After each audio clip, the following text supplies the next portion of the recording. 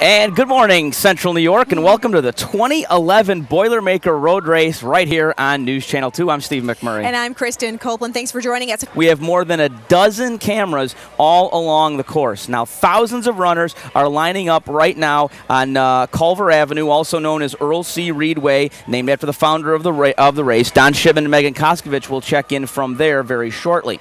The pack of runners and wheelchair participants will meet another camera of ours about a mile into the course, and that's where Gary Libertor has set up camp at Albany Street and Culver Ave. We're introducing Caroline Gable to the Boilermaker. After that, Caroline is standing by at the corner of Valley View and the Parkway, the first big challenge in the Boilermaker. And if you're curious about the forecast, meteorologist Adam Mussett will bring us up to speed in Valley View Golf Course. Around that time, the elites are stretching their legs. Tom Coyne is in the media truck and will provide us with frequent updates.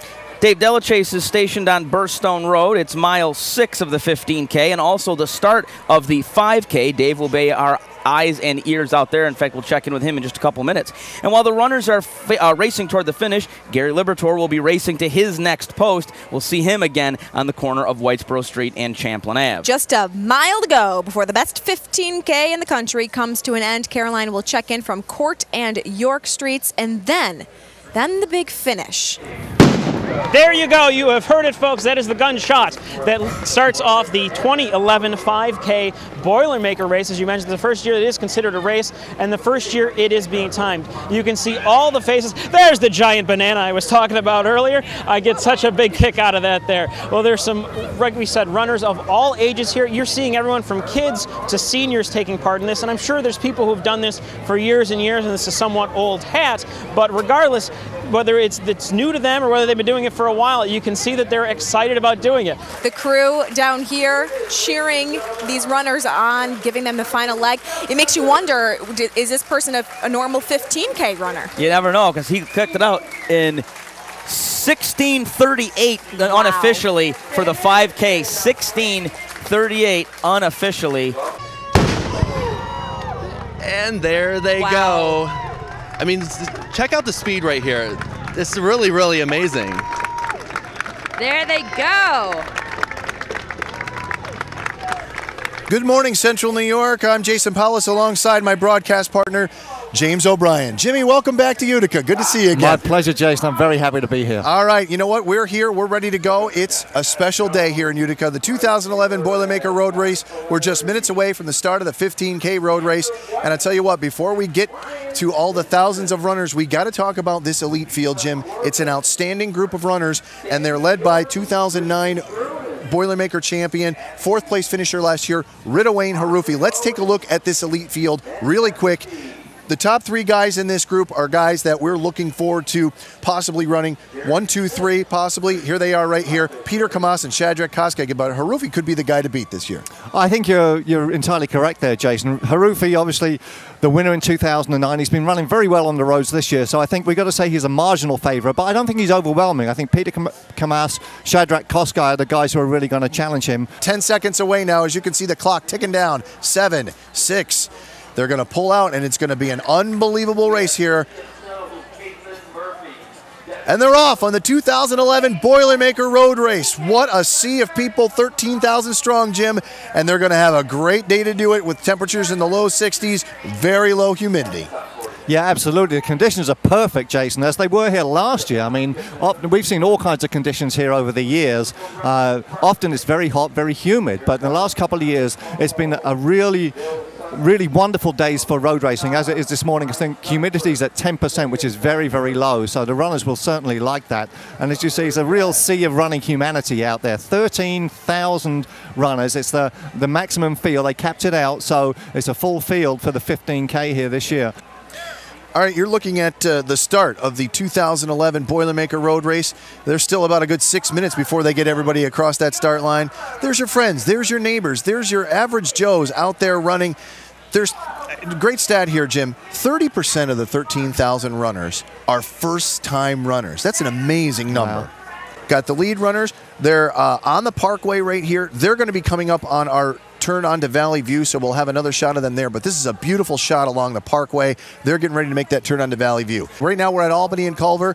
This is the middle pack of runners coming through. So if you can imagine this, folks, they're about to enter the golf course, the lead runners. Here they are in Albany and Culver, 15 minutes. They're still at the start line. They haven't quite finished at the start line yet. So that's quite a wide range. You got 3 miles worth of runners right now. That's amazing, isn't it? It's an amazing sight and it's an amazing event, obviously. But interesting that those guys just ran their 3rd mile in 4:56, and that's going uphill. He's flying. Here, look at his time, 33:05. It's not a course record because that's around 32, but I'll tell you what, this is pretty gosh darn good. And he's totally unpressed at the line, Jason. There's nobody else in sight. Here he is, 33:15 or so as he crosses the finish line for his 5th consecutive victory here at the Utica Boilermaker. That's a remarkable accomplishment. I want you to enjoy these shots right here because these are your friends and neighbors making that run, turning on to Valley View. And as we said before, that can be a very, very tough turn. We saw the elites do it in about a 4:56, 4:55 mile, and that's an all uphill turn from mile 2 to mile 3, and that's amazing. And these guys are doing a heck of a job doing it, and they only get out, run 3-4 times a week. You can see them run right past our camera guy, Al Williams, doing a great job running the camera there, and there it is. That's number 6, Peter Kamas in front. Just a little bit, but that pack of 7 is still there. 69 degrees our current temperature, and as you can see, we're in the thick of it. The crowd is definitely getting bigger and bigger, and the sunshine has been with us all morning, and it looks to continue to be with us right through this afternoon. Now, temperatures are rising at about 1 degree or 2 per hour, so by the end of the race, temperatures are still going to be on the comfortable side, generally in the lower 70s, and just a great day to be outdoors. This is an exciting finish here. It's a thrilling finish, Jason.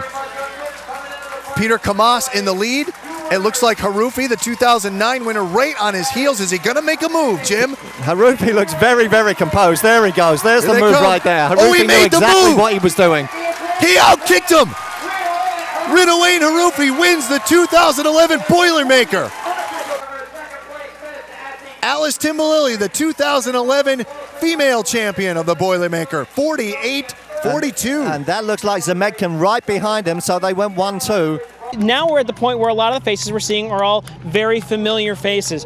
I saw former Utica Mayor Tim Julian ran by and shouted to us as he went. I saw my own brother, Dan Delachase, just moments ago. He's obviously, there's another good friends of yours. You can see throughout the crowd, you're seeing friends, you're seeing family, you're seeing people you run into on the street. And it's really just neat to see all these people just giving it their all to try and make their way to the finish line. And just to give you an idea, while you're seeing all these people coming toward us at the moment, they're going to continue down Burstone Road, and when they get to about the Friendly's Utica College area, they're going to turn and head down there and then start to make their way down to the FX Matt Brewery and down to you guys. Bill Curtis, our own Bill Curtis, standing by with Tom Coyne. Nice run. All right, well, first of all, any idea where your ballpark time-wise? I ran a little bit slower this year, 76 minutes, somewhere around there. I feel good. I had a little bit of an injury getting into this race, so I wasn't really trying to push it, but I'll tell you what, Tom, you couldn't ask for better weather. The crowds are out in force. Everybody's so excited. I love running this race. No humidity and a bit of a breeze was gorgeous. It's absolutely wonderful for the racers. I mean, no problems. Even with the sun wasn't too bad. We had some clouds here and there, but it was good. We're going to go to a special interview. Tom Coyne standing by with the Lieutenant Governor. With all the fun that you guys have had in Albany in the last couple of weeks, there's an opportunity to run for about an hour or so in a race like this, give you a chance to just clear your mind? This is absolutely heaven. I'm so proud to be part of Governor Cuomo's team, but it's like the tortoise and the hare. I try and get one pace and jag, and it's a great event to come out to. And I think this is the 3rd or 4th time I've run the Boilermaker over the years. Utica and the organizers do a great job. It really, the people that come out, it makes you feel so good to run this and just see the community spirit behind it. It's wonderful. Thanks for joining us for our Boilermaker coverage. There's a bird's eye view. The runners turning on to Whitesboro Street from Champlain Avenue. We're having a good time down here at the Boilermaker Road Race. This is a great perspective just to kind of give you an idea of how many people are participating. Look how thick that pack still is, making their way down here to the finish line. Let's go over to Tom Coyne now. Very special guest with Tom, SU football coach Doug Marone. Absolutely. We got Coach Marone here.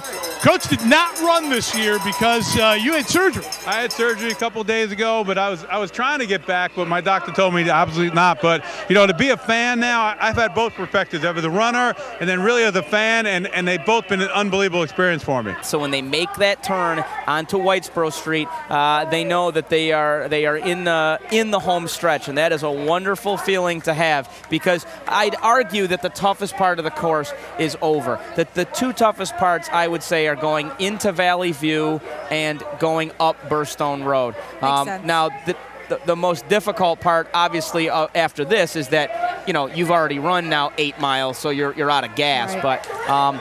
But down here, you see folks, you know, the smiles get on their face because then it clicks. Especially for, as we said, a third of the runners are first-timers.